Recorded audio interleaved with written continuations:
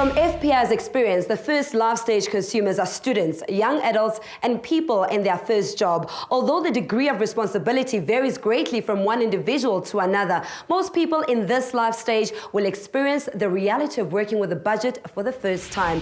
FPI says it is crucial to acquire a basic understanding of money matters and to commit to taking responsibility for your own financial future.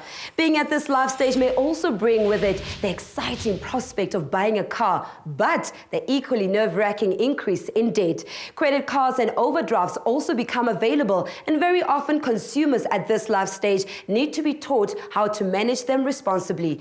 The greatest asset in this life stage is the ability to earn an income, usually with no dependence. Having a long future ahead is an advantage, and if you find yourself in this life stage, you should use it to compound your wealth.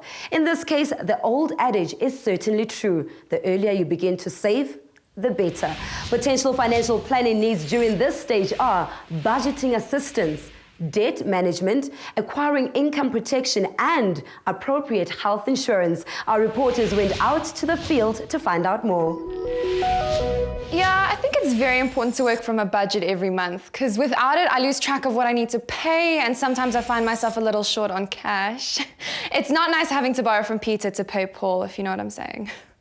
Now, since I'm studying to become a future businessman, I think the greatest risk to my financial well-being at this stage in my life is taking on more debt than I can handle. And I mean, having little or no savings at all. Well, I actually remember a quote that I read one day, and it told me something about how a budget is telling you where your money is going instead of you sitting there wondering where it went. And I think it really stuck with me because it encouraged me to be in control of my cash and not let my cash be in control of me.